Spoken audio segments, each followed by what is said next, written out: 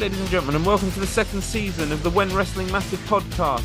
With me, your host Alex, and my co-host and brother John. How you doing, John? Yeah, very well, thank you. Fantastic enthusiasm for season 2 of the podcast. Anyway, so today, John, we are going to be reviewing mainly. So we had before we do this, we had a lot of choices for what we were going to do for season 2. We were thinking initially we might do a time skip forward to almost like a year ahead. We thought maybe we might do the New Blood Millionaires storyline from like early 2000. Yeah. And then the network, the WWE network stopped existing, and all the WCW content we could do is non-existent.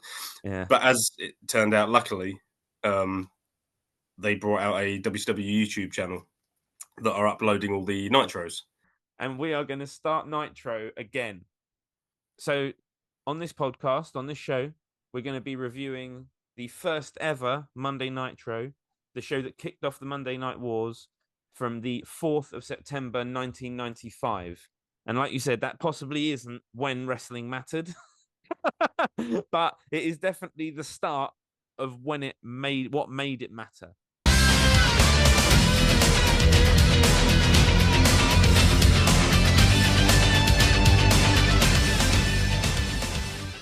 I guess we're going to try and follow the sort of formula that we've always followed, but it's going to be a bit more difficult this week because it is a different formula, because we're used to the 1998 formula of very clean open where Zbyszko stands up and gets his applause and Shivani introduces it and Tenay gives a bit of flavour on something or another that they're trying to put emphasis on. The first Nitro show is very weird because, first of all, it's in a mall, which is odd.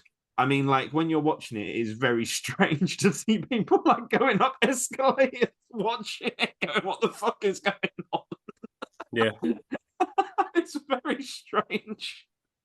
And it's strange because, like, if people think back to the first Nitro and it's in a mall, and that's kind of, I wouldn't say it's iconic now, but it's one of those memories people have of it.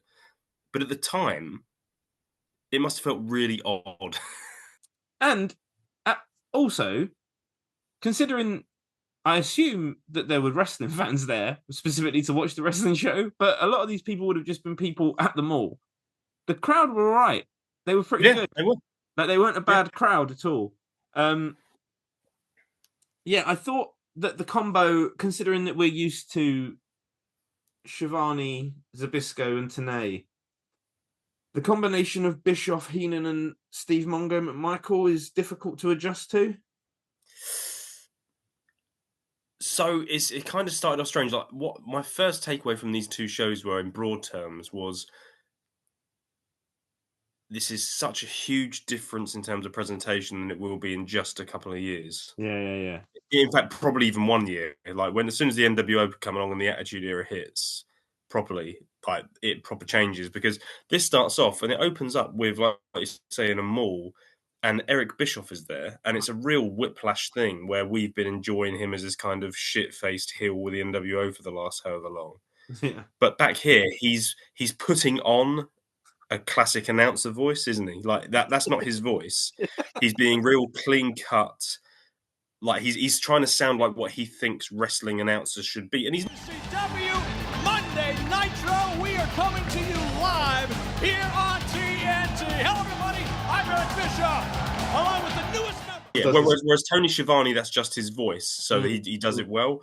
But Eric Bischoff, you can tell he's putting it on, especially because we know what he really sounds like now. It's really obvious that he's just trying to be that guy. What I will say is he starts off this thing with Mongo McMichael. I quite like him as a commentator. Who, Bischoff? No, Mongo. I don't know. I didn't mind it. I thought he worked quite well as the kind of sporty jock bloke. Yeah, all right. Yeah, I can see that. I didn't like the whole... I felt like his thing with Heenan was too hokey. It wasn't natural. Yeah. Like he was... What did he call... I think I've written it down somewhere, but he was calling him like, oh, Bobby the Stain. Even Bobby the Stain over there has to be impressed with those kind of moves. He's going, hey, Bobby the Stain Heenan. And then he called him something else. Oh, I was a Chicago Bear over there, Bobby Hernia. Oh, we're going to start this now. Name calling. We're going to resort to that now. And I can't remember what the other thing that he called him was because I haven't written it down. Bobby Hernia. But Bobby the Stain Heenan, I was just like, for fuck's sake, man. Like, I But don't need this.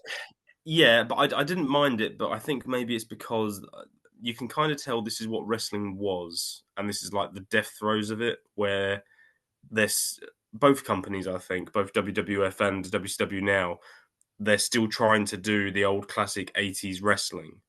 Yeah. But you can tell it isn't working anymore, and this is like the death throes of it. It's not a surprise that within a year the NWO are there and the whole presentation really switches up, because this just doesn't really work anymore. But I think watching it as a kind of time capsule of it is why I was enjoying it. I imagine maybe if I was watching it at the time, I'd have been like, it's same old wrestling. But looking back, I quite liked the hokiness of it as a little time capsule kind of thing. You know what I think works here? I think Mongo is kind of the prototype of what Larry Zbyszko became, where you have the kind of and I know he wasn't a pro wrestler at this point, but like the legitimate athletes giving their opinion on stuff. Like there were times in this where he was talking about certain people. In fact, both of these shows where he would give his athletic insight into it. Like, oh, I've worked with big guys before. They'll get tired or whatever. Or later on in the show, someone comes out and Mongo's there, kind of sticking up. Standing there, big, strong, athletic guy. Yeah. I understand what you're saying. Absolutely. I think this kind of works as a prototype for what Larry Zbyszko would be in. Short like I'm tall, like I'm big, I like them all. I like them curvy, like I'm swervy, like all kinds of girls. So, match number 1 of the very first Nitro ever was Brian Pillman, or Flying Brian, versus Juicin' Thunder Liger. What was your opinion on it? The cruiserweights of the kind of this era, and the next Nitro has a similar match where this is kind of what modern wrestling is. But the problem is everyone does this kind of wrestling now, so it doesn't mean anything. Whereas back here, this was kind of the beginning of what the kind of more over, like leaping around, jumping around, top rope stuff all the time was really coming into it, at least that I know of. What I liked about this was every time these guys did a big leap or something, there weren't loads of it, but every time they did a huge leap, it felt like they were actually trying to hurt the person, like they were barreling into them as hard as they could, and they were trying to win the match by doing this high risk stuff. Yeah. They sold all the stuff to a level, and the commentators, who clearly aren't used to this style of wrestling, really hammered home the fact that this high flying stuff that they do is really dangerous, not just for the opponent, but for them as well. Like they are like they could hurt themselves just as much as the other guy by doing all this stuff. Yeah. And so that's what I liked about the presentation of it. I thought, in fact, both these shows, I think the presentation of the wrestling here a lot of the time was kind of my standard of wrestling. So it's quite nice and fluid at the start. And I am being a bit nitpicky here because it is sort of something that is just, it's the sort of thing that a lot of people would just go, it's wrestling. But I did feel there was a spot, it was really, really slick at the start. And then there was a spot where Liger ran up the ropes and did a moonsault.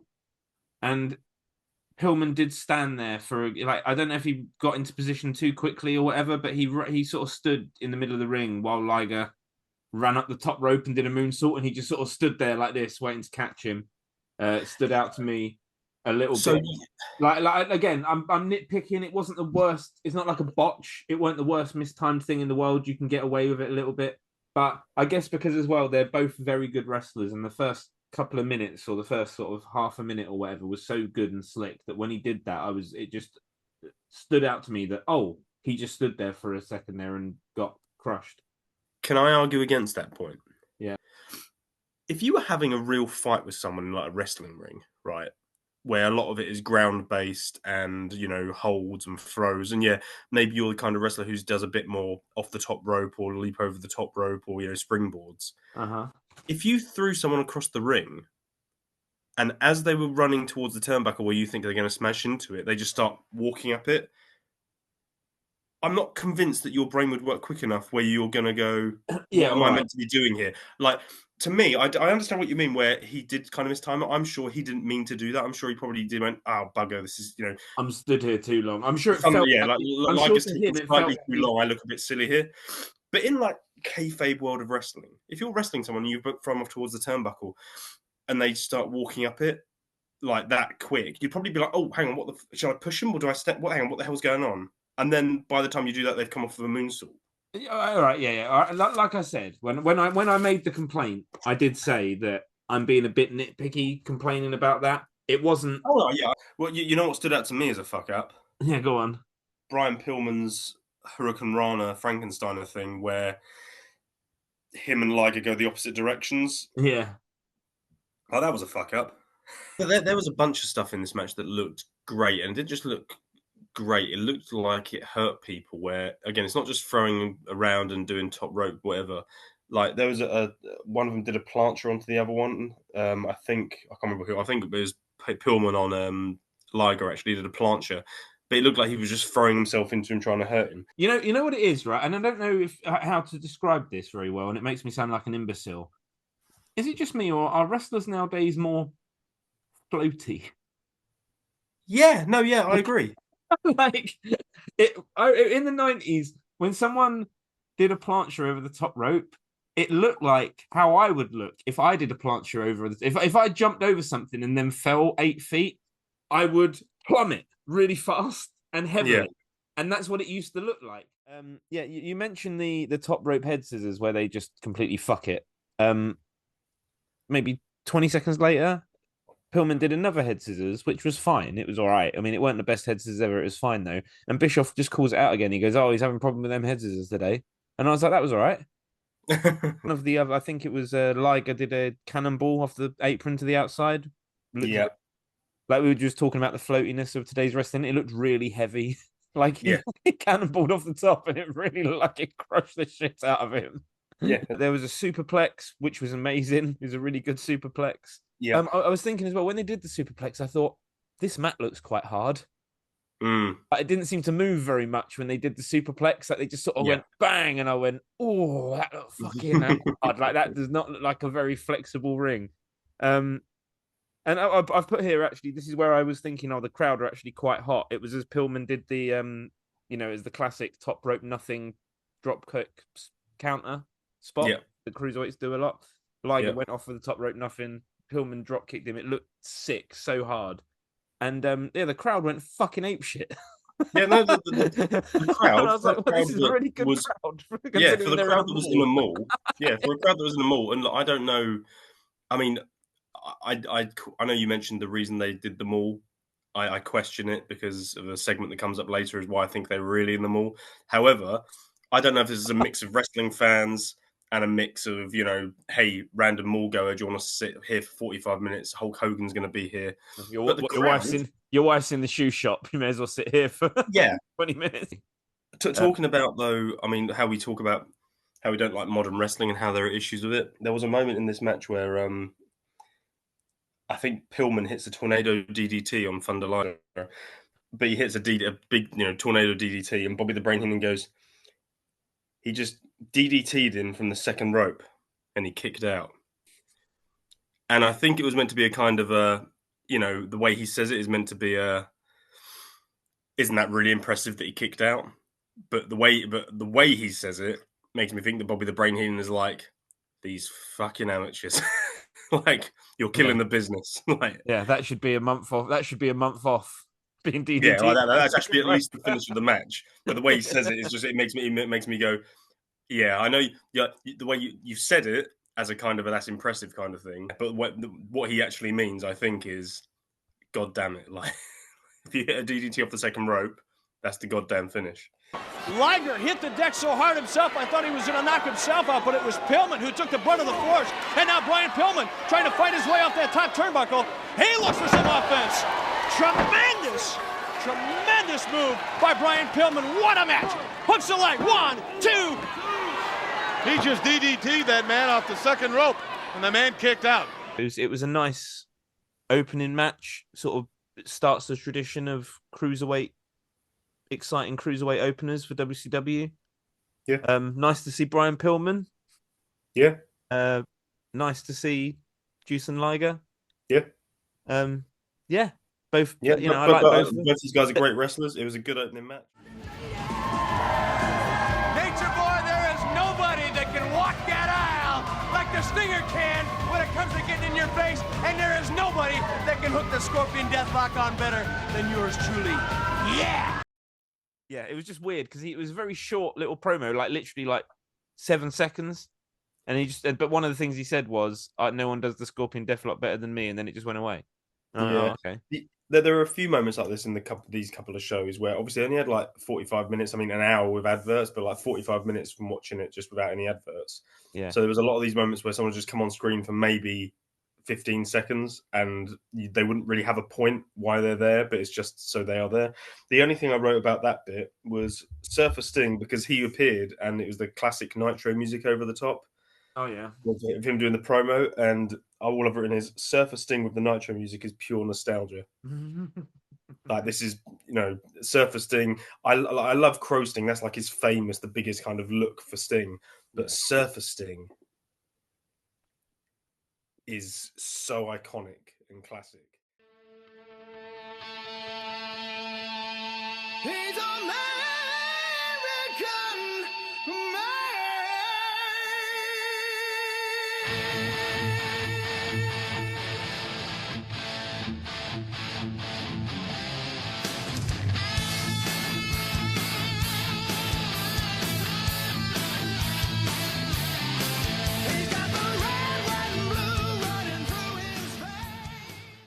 This is going to be the bit that you were talking about, why they were here, isn't it?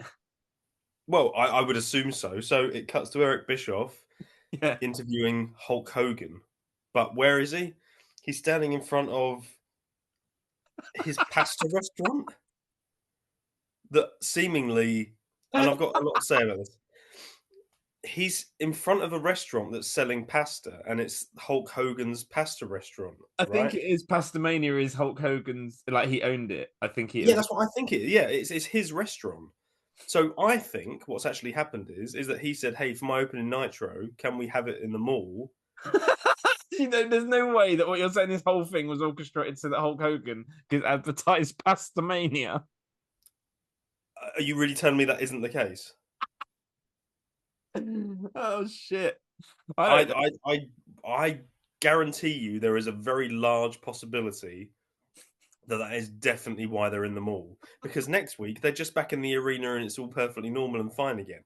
Like the idea that, we were struggling to sell out arenas. No, what?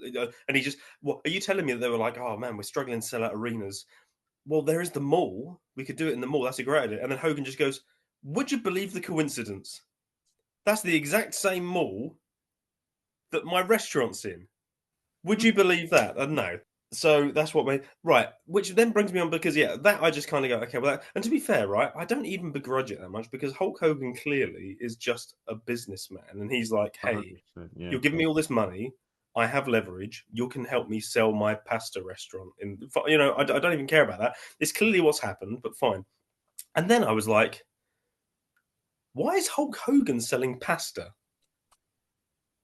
Like, if Hulk Hogan was going to have a restaurant, I would have thought it'd be steak or like classic American food, like, like steak, burgers, mac and cheese, chicken wings, all this kind of stuff, like American, like Hulk Hogan's American style diner or something, pasta. Do you reckon it's just because he realised it sounded good with Mania? I don't know. Like, what's he going to call it? Steakhouse Mania? Like, it's going to, like, Pasta Mania sort of... It's a play on words, isn't it? Do you reckon that's the only reason? I don't know. Find me some good pasta chefs. It sounds good. Call it Pasta. You know what it is? It's probably just because he's like, hey, you make a pasta dish and it only costs 50 cents and I can sell it for 20. It's probably purely economics for Hogan. He probably doesn't give a shit. This is really weird. For him to be going, And I'm putting the WCW World Heavyweight title on the line tonight, brother, against Big Bubba, brother. And I'm going to feed him a bunch of my Hulkaroos, brother. And I was like, it sort of diminishes the world title for you to be cutting a promo about the match, this dangerous match you're about to have in the main event, where you could lose the World Heavyweight title. And at the same time going, don't forget to do the product placement, brother.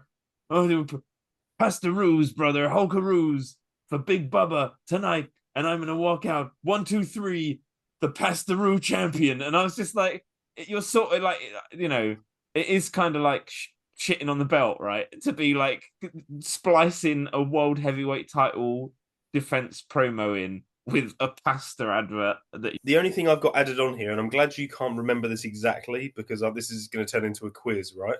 Finish the sentence out when he's doing his pasta promo, and he says, "Pasta mania running through my brain."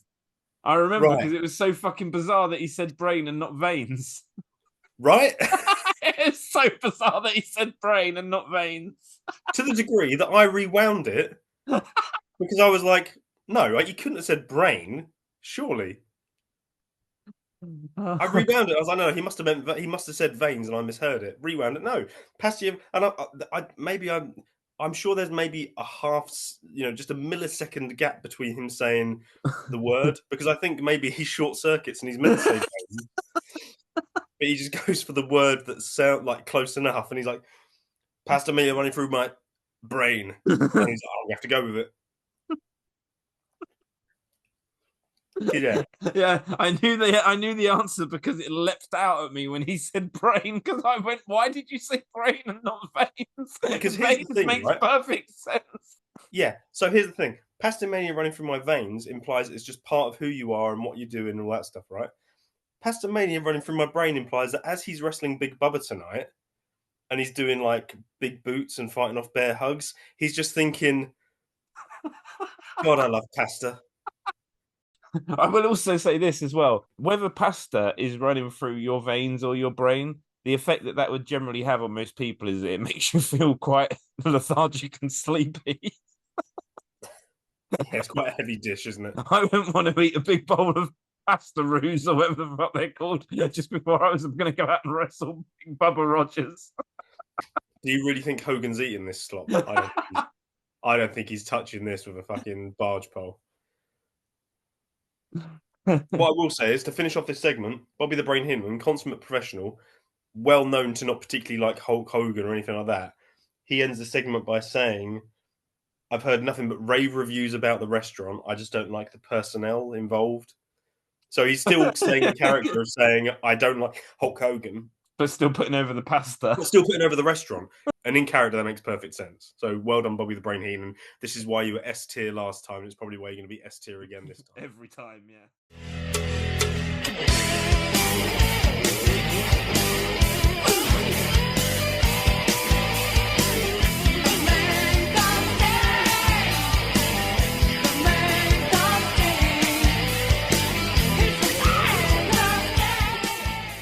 The United States Sting for the United States Heavyweight Championship.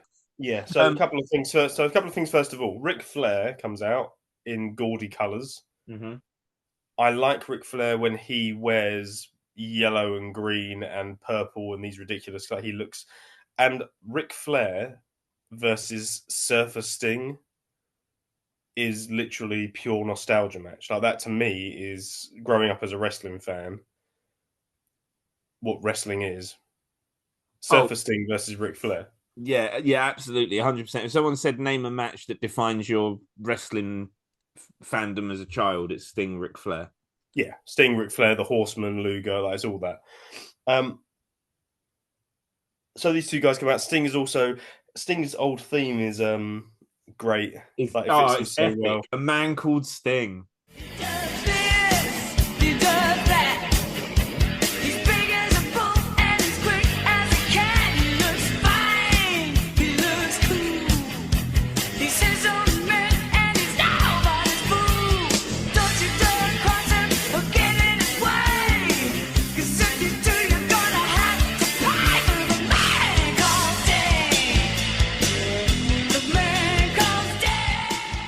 Yeah, it works for Oh. him perfectly, doesn't it? It works for him perfectly. Sting is over because he's perennially over, no matter As we what's say going every on. time we see him, and no matter Yeah. what era, he's always Yeah. over. Yeah. And then before this match can start, here comes Lex Luger in a buttoned-up shirt. This is a weird choice, I have to say, for Lex Luger. Yeah. I know it's the mid-90s and the fashion's a little bit strange, but you're Lex Luger. Why aren't you coming out in just a vest or a t-shirt, even a shirt, but like don't do the top button up? I don't know. Yeah, This is a weird. you'd think you'd just come out. I mean, Jesus Christ, you're Lex Luger. Just whip the shirt off just before you walk out. You're literally built like a fucking Greek Adonis. Just walk out. Or even just undo the top button. He looks like a Pride and Prejudice character. Yeah, which is it's a weird look. However, this is the famous sort of first ever kind of jump in the Monday Night Wars. No one knew Lex Luger was going to be there. The crowd, again, I'm guessing this is majority wrestling fans actually, because they see him and they're like, "Oh shit, Luger's here." They're playing this up like it's a big deal. Yeah. Bischoff's doing well because he's like, "Hey, what's he doing here? Get the camera off him." I quite like the thing of, "Hey, he's allowed to be here. It's a public mall." Like, yeah. I know. This kind of has what the Scott Hall has in '96, where he just sort of turns up and he's not meant to be here. I think you can see Eric Bischoff trying out a lot of ideas that he tries out later. What in the hell is he doing here? Get the camera off of him. What? Look. Get him out of here. Get the camera off of him. What is this? Oh, wait a minute, he's got a right to be where this is a public mall. Get him out of here. Somebody call the security guards. What? Get the security and get him out of here. What's he doing wrong? What is he doing wrong? But he does steal a bit of the heat from the start of the match because he just then wanders off and everyone's like, oh, bye then. Do you know what I mean? Like, Yeah. So, yeah, anyway, we then just cut back abruptly to the match and Sting and Flair have just gone, well, that was Luger. Anyway, on with the match. And, so what can you say about Sting? We'll go through the sort of blow by blow of it in a minute, but I will just say this. Obviously, this match is fucking awesome because both of these guys are awesome. They're both fucking megastars and they've both wrestled each other like 8 gajillion times. So it's really good. Yeah. Flair always makes Sting look like $1 million. And yeah, the match was great. So anything you want to add to the sort of my general? Nothing overly new what you said. As they start off and they do like the drop down leapfrog thing, Sting like does a little woo as he jumps over a leapfrog. It's your boy Ric Flair. And it's just one of those things where Sting clearly enjoys being the kind of happy-go-lucky face, you know. It doesn't surprise me that he didn't particularly enjoy being this Crow Sting, and he kind of wanted to, you know, a year of doing that was enough for him. He wanted to then go back and be more happy-go-lucky interacting with fans. I get it. Like, I think you can see that's more his thing. Yeah, it's more his sort of style, isn't it? At one point in this match, they refer to Ric Flair as an 11-time world champion, which is just a bit of a throwback because I remember for a long time when we were watching it in like the 98s, he was a 13-time world champion. Yeah, he was always 13-time champion, yeah. 13 time, yeah, that's the one in my mind, 13-time. So hearing 11-time here was weird. This is a little John sidebar about Ric Flair and his 16 world titles. I know it's the whole thing of always technically won 21 or 22 or whatever because, you know, a bunch of them were NWA world title, you know, and they don't recognize whatever, okay? But he's generally recognized as a 16-time world champion. Okay? Oh, yeah, 16, yeah. John Cena's just won 17, hasn't he? He's generally, and that's why it was a big deal because it's old John Cena's matched the 16th, however many years ago, and then he's won his 17th. And I remember when John Cena won his 16th, there was this whole furore about, Ric Flair, you know, that was Ric Flair's kind of special thing, 16-time world champion and, you know, blah, blah, blah.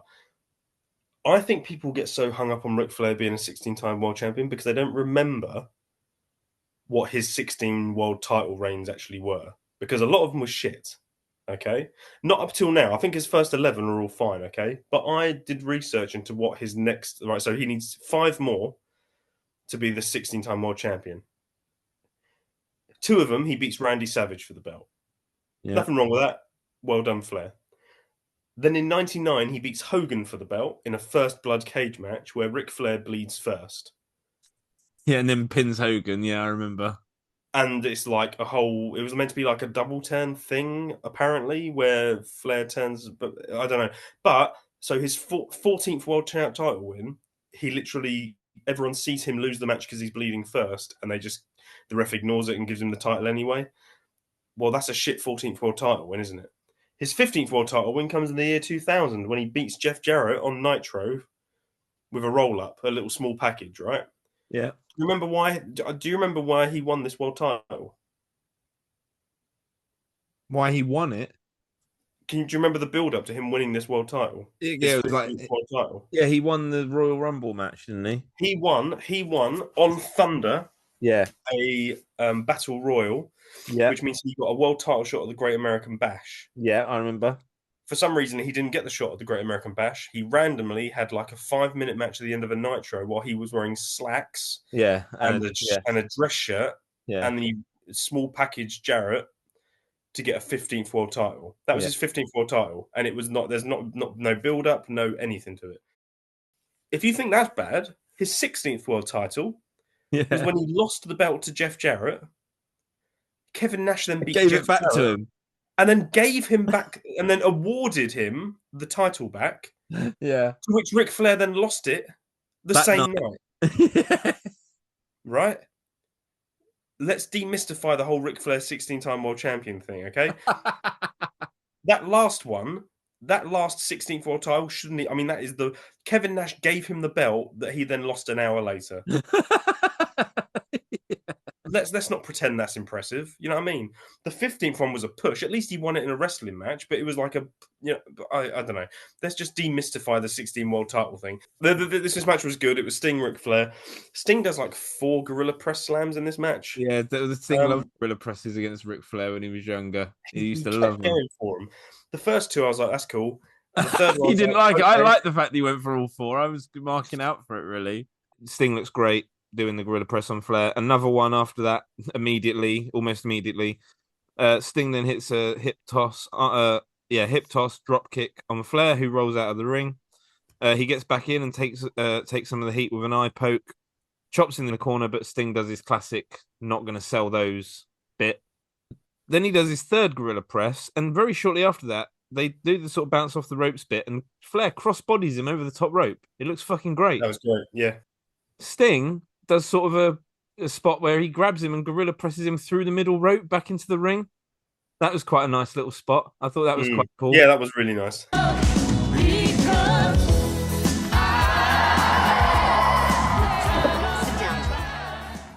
Sting gets in, does his classic Stinger. I think he goes for a Stinger splash and misses, but avoids hitting the corner and then does his old jumping face. What you call it? I don't know what it is. Like a face buster, I guess, that Sting does. What would you call it? Flair sold it great. You really... Yeah, this match is really fun. And the crowd are really into it. They're both megastars and work so well together. Sting hits another gorilla press slam. I think that's either 4 or 5 now that he's done. And then he misses a top rope cross body block. Flair just dodges out the way. And that's the point where Arn Anderson wanders out. So it's as Sting misses this move off the top rope, the camera cuts away, and Arn Anderson walks out to the ring. Flair hits a vertical suplex, which Sting, again, no-sells. He's done a lot of no-selling in this match. So yeah, Sting hits 2 clotheslines, and then Flair runs into the corner and does that really cool thing that he does, where he goes headfirst into the middle turnbuckle and flips over the rope, and then eats a 3rd clothesline. I love that spot. Sting hits a superplex. Gotta love a superplex. But weirdly, as soon as he hits the superplex, and then he immediately lets himself get distracted because Arn Anderson stood outside. Like, Arn Anderson doesn't do anything. Sting just sort of sees him and goes, oh, and starts talking, and Ric Flair then clips Sting from behind and puts him in the figure 4.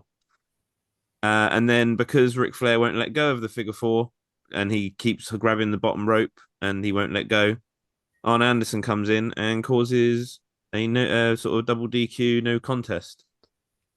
Was it that I thought the ref DQ'd Ric Flair because he wouldn't let go of the ropes? Oh, I don't know. Well, I don't. I thought I didn't. Maybe the match ended before that. Then I don't know. I thought whatever happened, Anderson came in and broke up the hold, and then he started hitting Ric Flair. And I will just say, Arn Yeah, Anderson's punches looked awesome.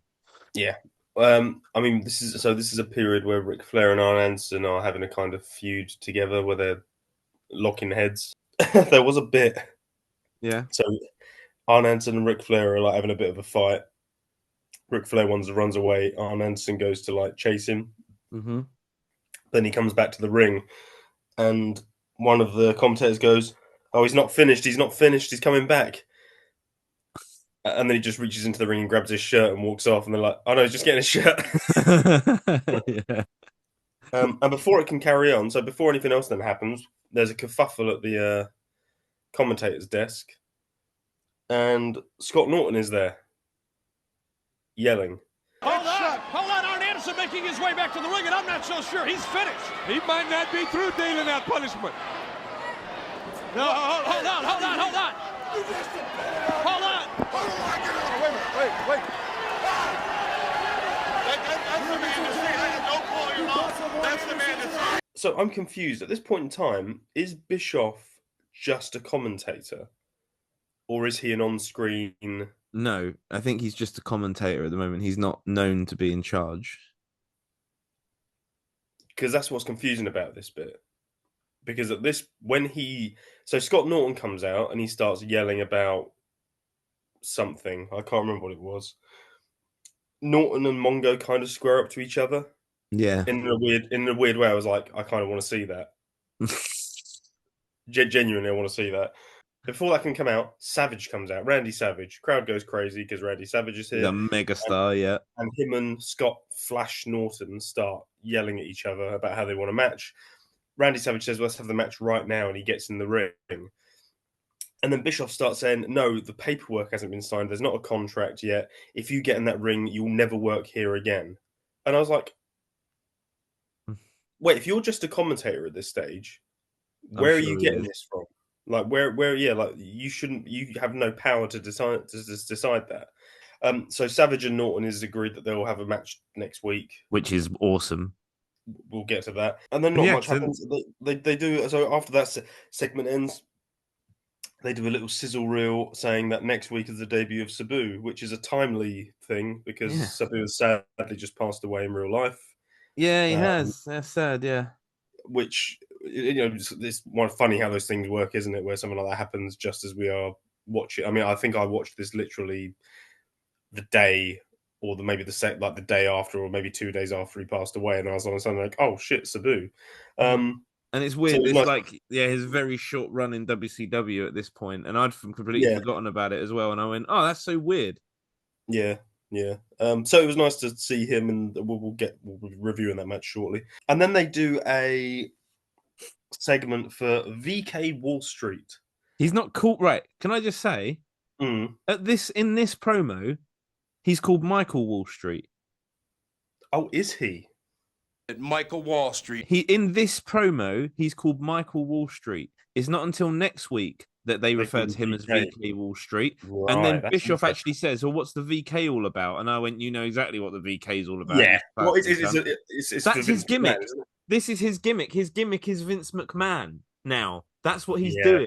His gimmick, he's playing Vince McMahon. Because IRS, the character, was Vince McMahon's jab at the IRS, who was like doing him for tax evasion or whatever, right? Yeah. So he made the character IRS to be like, oh, there's, so there was like all this fucking nasty heel who works for the IRS and makes everyone pay their taxes. Like, it was like his dig at them, right? So now he's meant to be Vince McMahon, and that's why he says, oh, the IRS are after me, right? Because he's meant to be right, okay, because there was when he made, so he's just saying he's going to debut next week, and he makes this comment about the IRS going after him, and I was like, okay, I know you used to be IRS, but you're not now. What is that about? But if he is literally being Vince, because I knew the VK was meant to be a hint towards Vince McMahon. If he's literally, well, look how he's dressed. Yeah. I think for me, right, it shows that you don't really know where you're going or what you're doing, right? You have a clear lack of direction if on the same week you debut Sabu and Michael Wall Street. Like those two guys don't. If you're trying to like put a roster together and you're like, right, what's the feel of our promotion? What's the feel? Like, what are we going for here? Yeah. Like, you get this like extreme scarred up guy who's like known for like high flying, extreme, crazy chair spots. Yeah. And then you get a guy who like exemplifies 1980s wrestling. Yeah. It was like very weird that you would debut both of those. I was just like, what are you going for? What are you trying to do?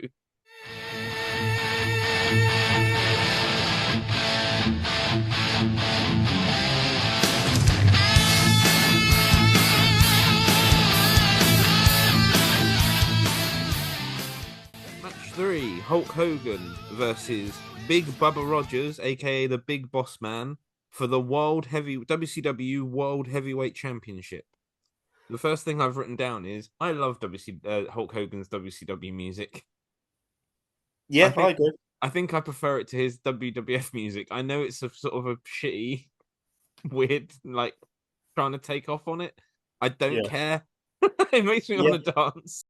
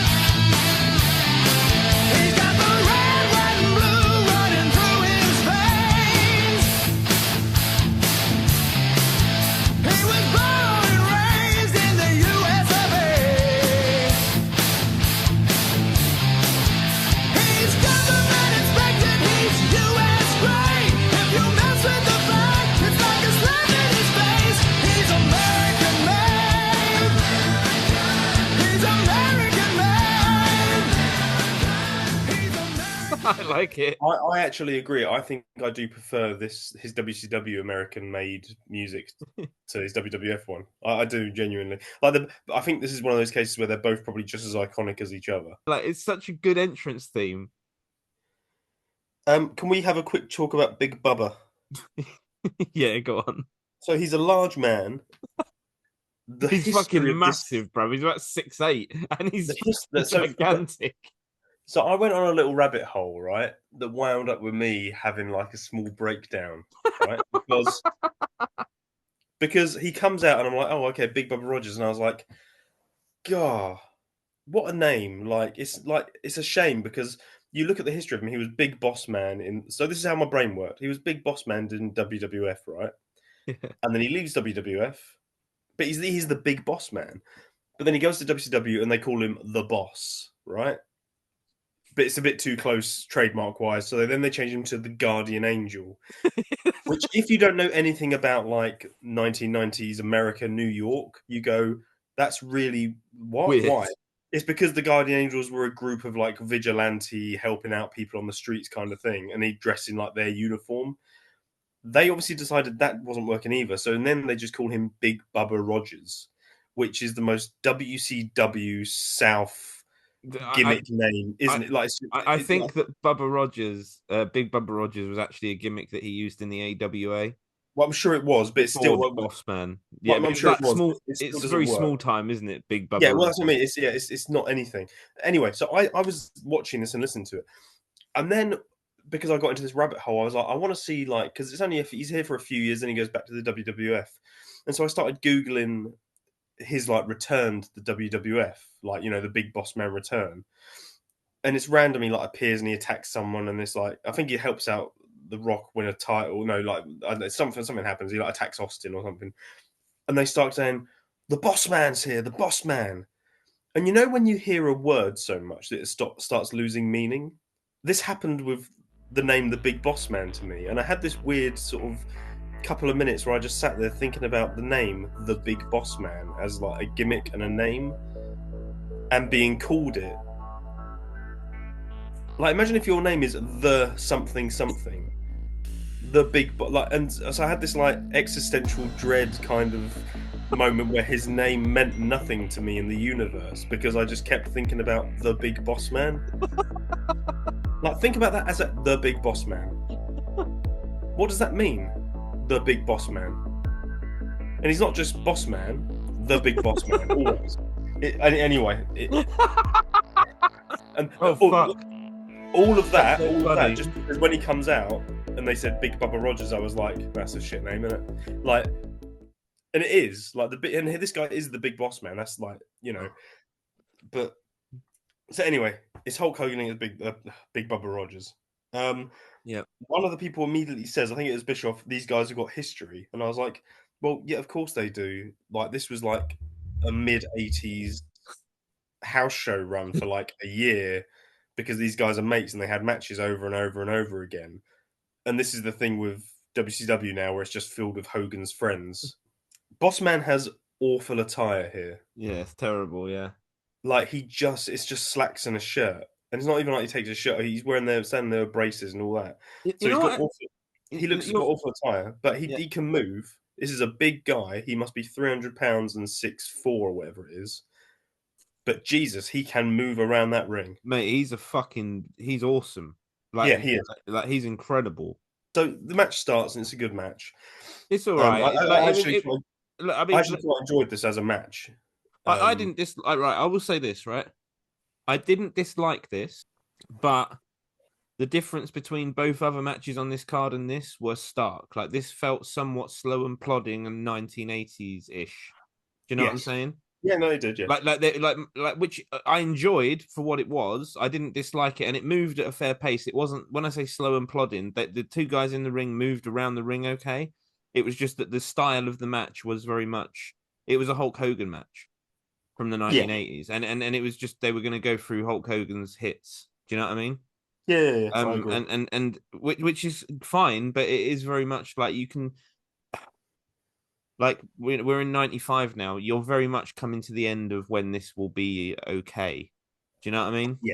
Yeah. Like this shtick will sort of have to go away for a bit before you can bring it back, and people will like it because of the nostalgia of it.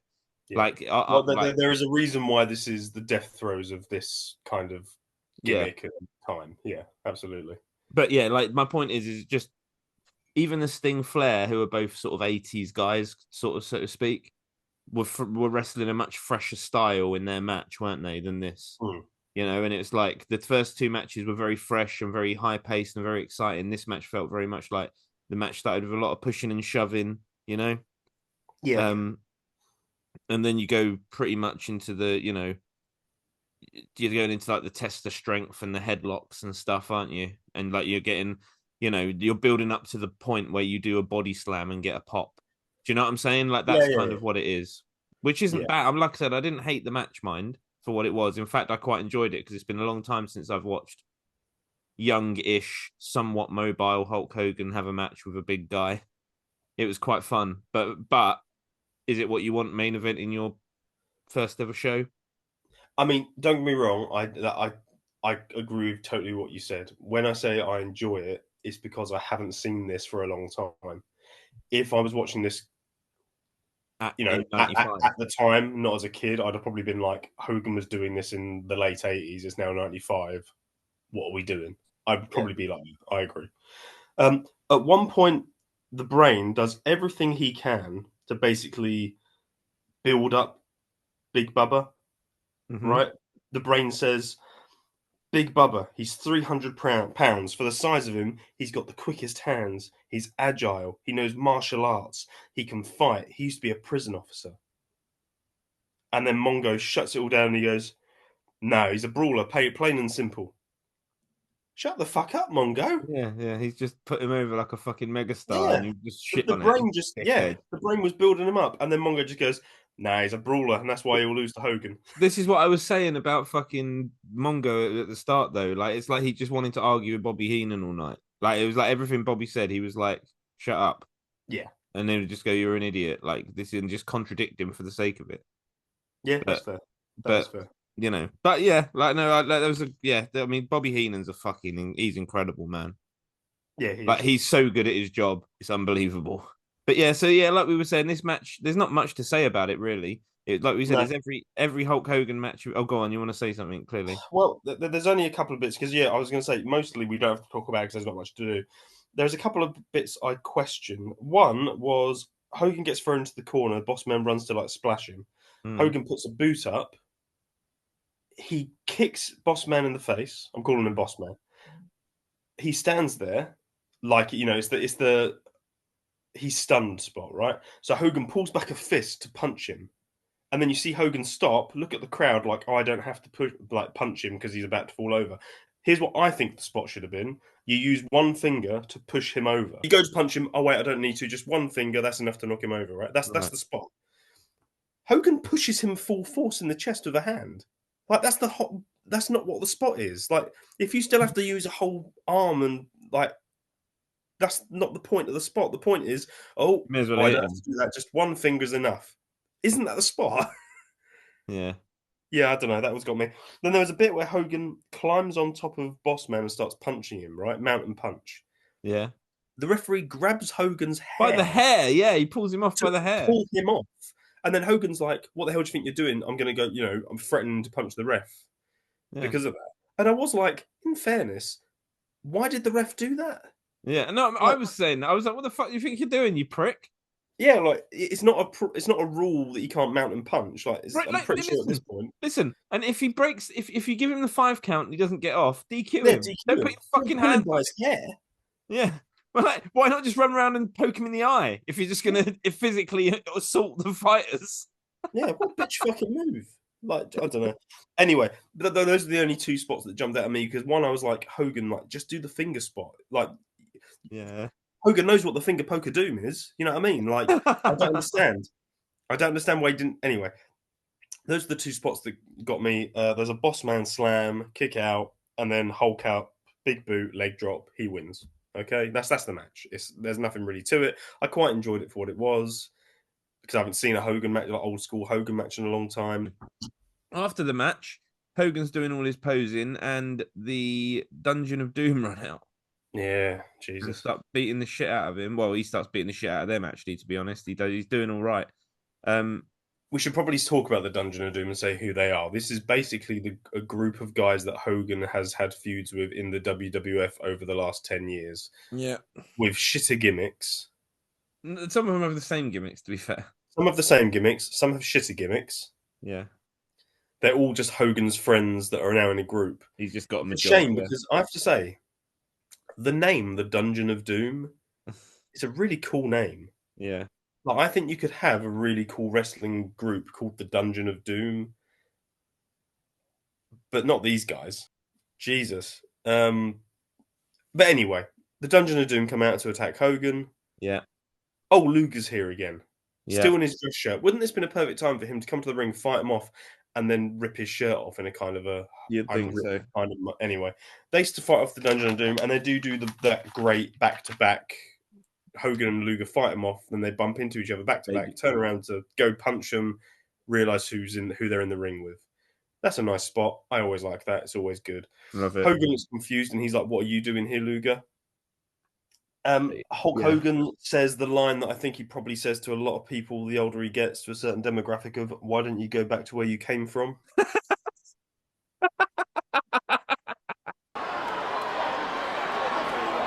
Oh, you just heard Hulk Hogan say, why don't you go back to where you came from? Tell me he didn't just say that. Am I right in saying Savage? Yeah, Savage and Sting come down to kind of break it up as well and make sure that the Dungeon of Doom aren't, doing anything. I think they do a really good job here of making Lex Luger feel like a really big deal. Yeah, I do too. They really did do a great job. A really big deal, like on Hogan's kind of level. Like, this is a real acquisition. I think they did a really good job doing that. And then Luger cuts his promo, and I have to say, this promo, and there's a promo in the next show. Well, it sort of goes to break, doesn't it? And then it comes back and Mean Gene's in the ring. Yes. And then it sort of goes into like a sort of a promo interview segment almost after the match, post match, after they sort of all have they have this sort of segment just after the fight where it's all being picked up by the camera, and then it cuts and it comes back and Mean Gene's actually out there with a mic, and yeah, you're right. Then they do their promos. Yeah. What I will say is this: I think I quite like these segments, and we've talked about this previously, where we talk about how WWF is over produced, and so you don't, and yet WCW is kind of underproduced.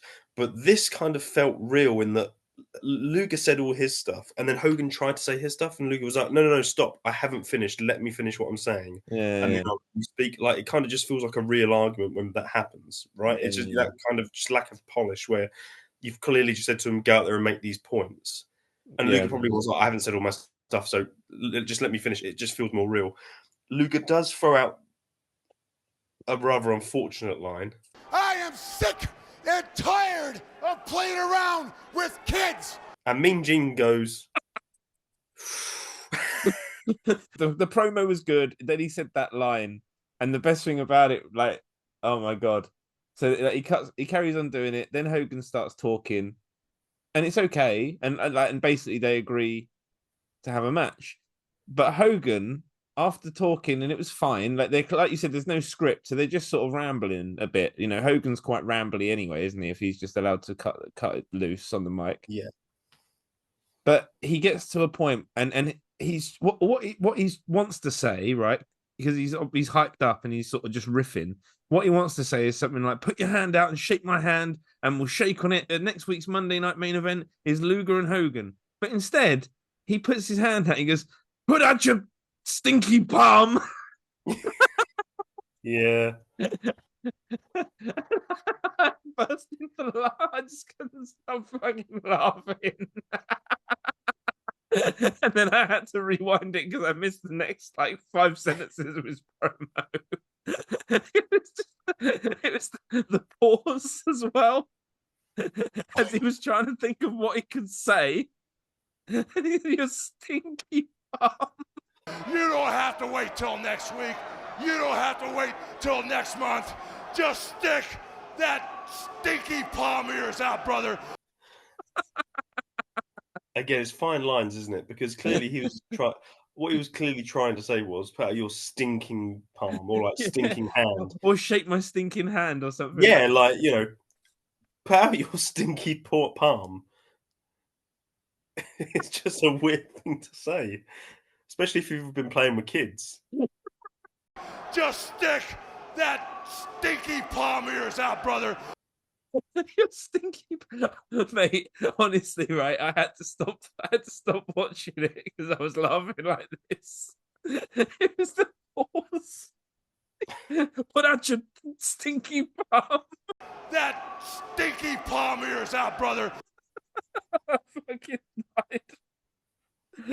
I'm crying. It was so funny. That stinky palm.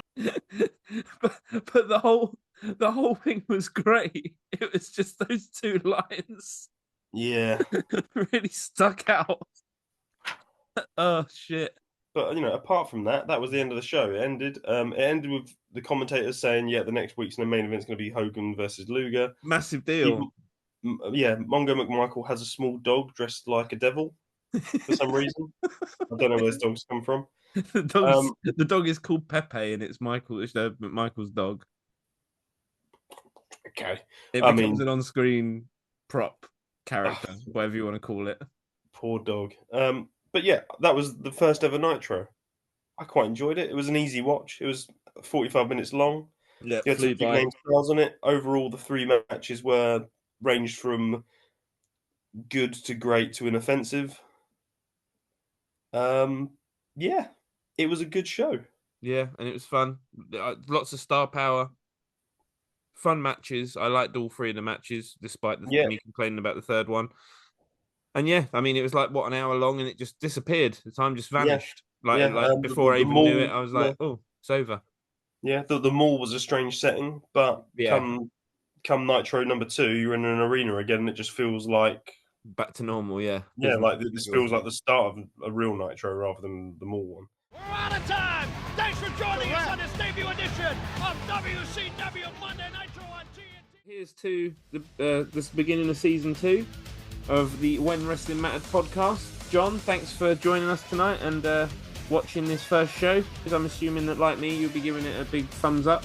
I'd say so, yeah. So I suppose we'll just wrap it up by saying thank you to our 30 subscribers. We were both. I was very, very excited when I saw we hit the big 3-0, and I can honestly say this: when you're at those sort of numbers, I can honestly say this: we genuinely appreciate every single person who's clicked subscribe. Yeah, no, I agree. Genuinely appreciate it. Yeah. It's one of those things where when people do like, say 1 million subscriber or 500,000 or whatever, I think those numbers are sometimes like, I mean, that must be mind blowing for that amount of people to care about what you say. The idea that there are 30 people who go, yeah, I kind of like hearing what these guys talk about. Yeah, ludicrous. I think that's amazing. I'm really pleased. Oh no, I agree. I just wanted to say genuinely, for everyone who's clicked, every time you share a video or say to someone, oh, you might like this or whatever, and they just genuinely know it makes a massive deal. Like, we're not making any money, but just to see an extra person go, oh, I quite like that, it means a lot. So I agree. I agree. No, 100% from the bottom of our hearts. Thank you very much to everyone.